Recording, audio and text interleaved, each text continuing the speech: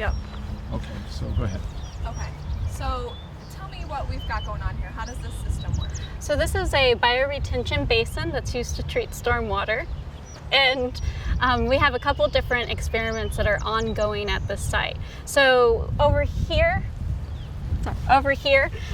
we have actually a research project being done that was completed last year by a horticultural student with Dr. Bob Shutsky as our collaborator, where we were looking at how well these plants could survive in the bioretention ecosystem. And our specific research question was actually looking at whether ornamentals or native plants performed better for bioretention. There's an assumption that native plants perform better, but we wanted to evaluate that because there's a social stigma many times in communities against native plants, or native plants may be expensive or hard to find. And so what we did is we compared two subspecies or two varieties of each species, one that was native, one that was ornamental, and as part of his research experiment, he planted them here in the different blocks, and we measured the growth rates and the nutrient uptake of all the different plants varieties. And what we found was that there really wasn't a difference between the native and the non-native species. What else you got? Okay. You just walk and Okay. talk. So this is our main basin here. So this is actually a functioning bioretention site, meaning that it is treating stormwater from MSU campus. In addition to our kind of plots here that we do for basic plant research, we have these bays. These bays allow us to control the system more so than this larger area. So in these systems, what we actually are doing is testing different levels of saturation, or the level of the water, on how it changes the ecosystems with regards to plants, microorganisms, and our ultimate goal, the treatment of stormwater. So in other words, if we design the system or engineer the system so that it's partially full more days of the year than not, do we get better treatment performance than if it's completely saturated year-round, like a wetland, or if it's completely dry year-round, like bioretention would tend to be more so. And so we're really testing a range of saturation levels to figure out what is the best system for a stormwater, to replicate stormwater and to treat stormwater in the environment. This is actually a very unique site across the United States, in that we can actually replicate bioretention treatment using the same exact stormwater going into the system with the same frequency, same duration, same volume, same pollutants, everything. And that's a unique site that Michigan State has. How do you test it when it comes out? So there's a couple of different test ports you can see. The skinnier PVC tubes are places where we actually test for the saturation. So we test the moisture content of the soil. And then the larger PVC and black pipes are where they actually pull samples from the underdrain. So they sample both on the top surface and then pump out samples from the bottom. Okay. And then we also go and sample the plants and the soils at the end of the season. Okay. And so, can you, this whole system works again? Yeah. Like, Yeah. So this actually takes water from the nearby underpass of Farm Lane Road, and all the water in the drainage area collects there. It's pumped using two very large pumps to the top, which is near where the start of those cattails are, or where that green box is. You can't really see it because of the cattail growth right now, but it discharges the water there about 2 to 3 times a day. And the water flows through that U-shaped cattail bed, where it's going to receive its first treatment that's going to remove a lot of the solids, and then it overflows where those rocks are into this leveling area. And so where the second part of cattails are here, it's allowing the water to come to a equal level before flowing into our experimental bays. And that's one of the things that allows us to use these for replicates of a bioretention basin. After it flows through there, it's going to flow out into this wider area. And on most storm events, you can see where it's a little bit darker. That's where it's going to flow. The water then is going to infiltrate to the bottom through 3 feet of soil-based media and go into a drainage system that then goes into the local storm drain. If we do have a very large storm event, greater than 100-year rain event, it actually will start flowing above where the rocks are and it fill the entire basin here. And that way it's used not only for treatment of small events, but used for flood control for larger events. What's the life cycle of this experiment? Like how long has it been going on? So we've been doing the saturation one for about 2 months now. And then the main basin one was a 2-year-long experiment.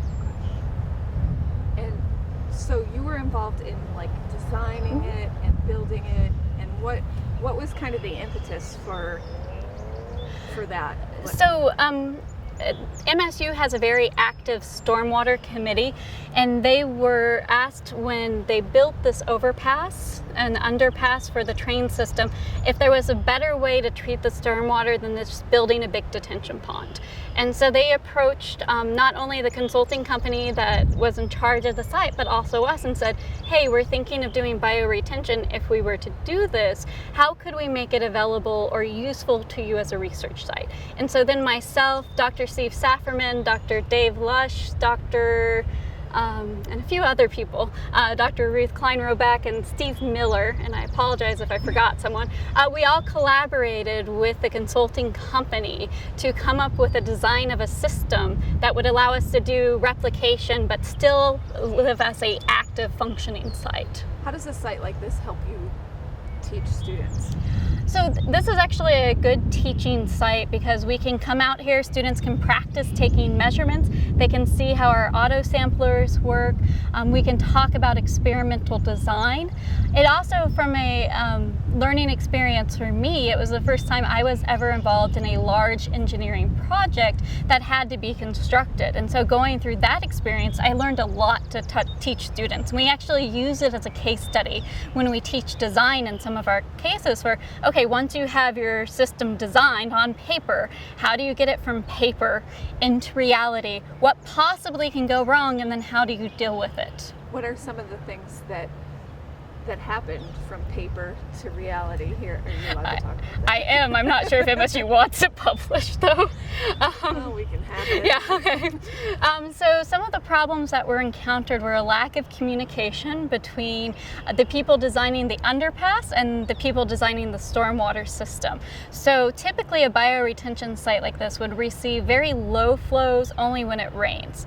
However, we have groundwater intrusion into the storage area for the stormwater, and so instead we get 3 events a day, even if it doesn't rain, and the pumps in there are huge, and so they pump out largest amount of water in a short amount of time, and so that's completely different than what would be a typical bioretention site.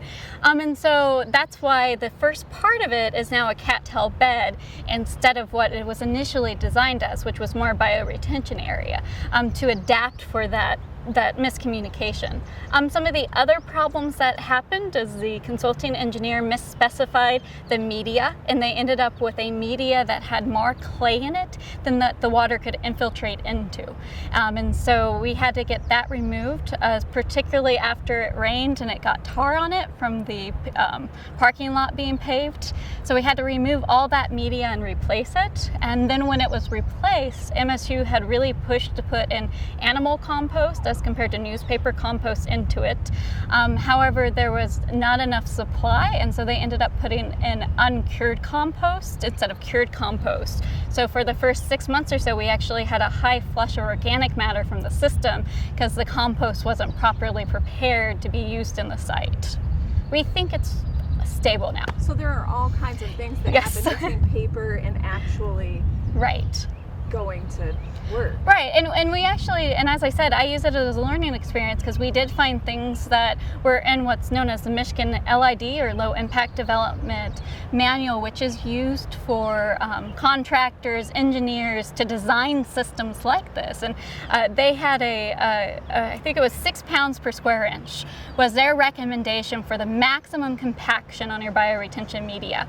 And so I emailed that directly to the contractor, basically just cut and paste it from the LID manual, sent it to him. And he emailed me back very politely. He was like, can you please explain how we're supposed to do this, particularly with the site being this large? For example, calculate with your weight what is your pounds per square inch walking across the site. And I was wearing high heels that day, and so when I did actually the calculation, I was much greater than what was permitted by the LID manual. And so it really came back to, okay, that manual's out there and people are trying to use it, but when we looked at that particular guideline, it really wasn't practical. And so we had to work with the contractor to come up with a more reasonable expectation and explain to them exactly what we were looking for. We're looking for uncompacted media as compared to anything that's had a lot of heavy equipment driven over it, as compared to, yeah, nobody can walk on it. Yeah, you can walk on it, except for the LID manual. So, I have one quick question, and then I can get some B-roll out here. And you can look at Eileen. Talking about the students, the book knowledge is nice, but being able to come out here and do the hands-on is excellent, isn't it? yeah. Yeah. So, sorry. Right. It's hard Please to explain. That's okay. Yeah. So I really love teaching students with hands-on learning. It increases the engagement so much. This morning even, we were doing an example where in small cups we were replicating bioretention media and having students test it to remove the turbidity or the sediments in water. But even with that, and even though we had shown them a video of a bioretention site, when we took them to the actual site and they got to explore it and see what was there, there was a lot of, oh cool, that's neat, oh I get it now. And so it really kind of cements together, particularly for global learners, that whole picture.